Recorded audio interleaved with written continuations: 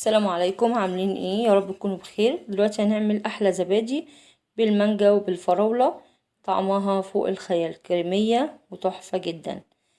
تعملوها بقى في رمضان لاولادكم، كل سنة وانتم طيبين. السحور عايزة اقول لكم متماسكة جدا وكريمية. وبكيلو ونص من اللبن الحليب هنعمل كمية وفيرة جدا، احسن طبعا من الشركات. اشتركوا في القناة وفعلوا زر الجرس عشان يوصلكم مني كل جديد. ما شاء الله، يعني بجد متماسكة جدا وجميلة. عايزاكم تجربوها وتقولي ايه رأيكم. بصوا متماسكة ازاي، تقلبي الكوباية ما تتقلبش، دي تبقى متماسكة وكريمية جدا. يلا نبتدي بالمقادير.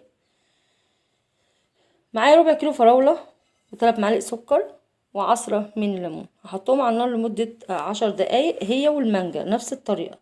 سكر وعصرة من الليمون، حطها على النار. حطي بقى اي فاكهة انت عايزاها، كيوي، تفاح، موز، اي فاكهة، خوخ، اي فاكهة انت تحبيها حطيها بنفس الطريقة. ما ينفعش اللي انت تحطيها طازة، لازم تستوي على النار كويس جدا عشان خاطر ما تدوبش معاكي في قلب الايه، الزبادي. نبدأ بقى بمقادير اللبن. كيلو ونص من اللبن الحليب اللي هو اللبن الجاموسي. لازم يكون، ما يكونش مقشوط القشطة بتاعته، ما ينفعش اللي هما العلب. هجيب بقى حلة وبعدين هغلي اللبن. لازم اللبن يغلي.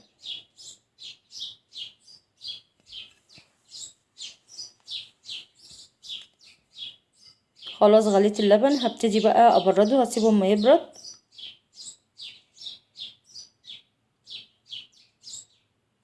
خلاص كده انا سبته ما برد تماما. وبعدين معايا علبة كبيرة من الزبادي ومعايا الخلاط. السر هنا اللي انت تضربي الخميرة كويس، اللي هي خميرة الزبادي مع اللبن. فضيتهم كده.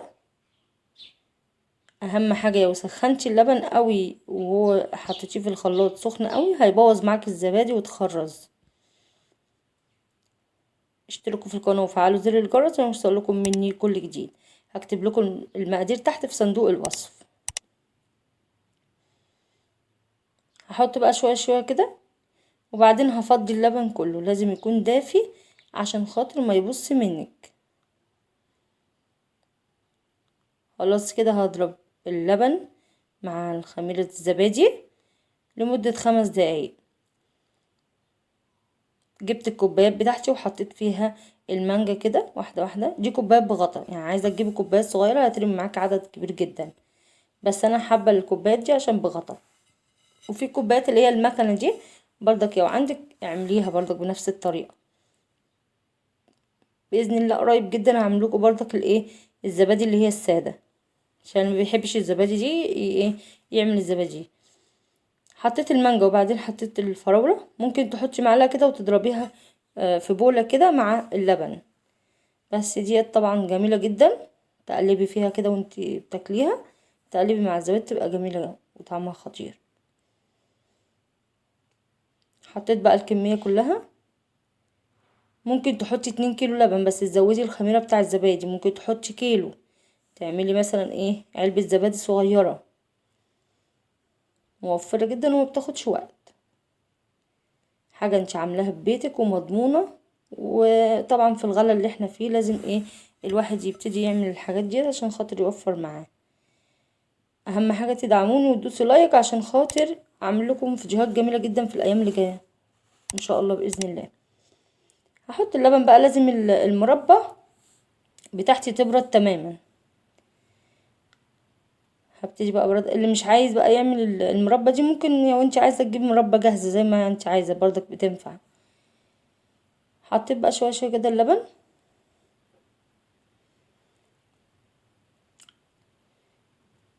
هحط بقى. عايزه اقول لكم بجد والله طعمها جميل جدا، عجبت الاولاد وكريميه جدا.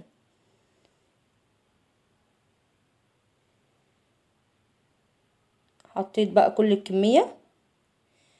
بدل ما تحطش بس انا ورق فويل وميه سخنه وكده، هي بتتحط وانا هقول لكم بقى ازاي هتطلع معاكم ناجحه. حطيت بقى الغطيان. بصوا ما شاء الله بجد جميله، في كوبايات صغيره منها بس ما لقيتهاش بصراحة. حطيتها بقى في البوتاجاز بتاعي، وحطيت تحتيها بوله كده تكون الميه مش سخنه قوي، وتشغلي اللمبه بتاع البوتاجاز بس، هي ما فيهاش حراره، بس هتدي ايه اضاءه، وهتدي ايه دفى شويه وتغطيه بفوطه كده، يعني تغطي الزبادي بفوطه. بيقعد 6 ساعات في الفرن كده من غير ما هو شغال. بصوا متماسكه ولسه ما حطيتهاش في التلاجة. عايزه اقول لكم التماسك جميل جدا.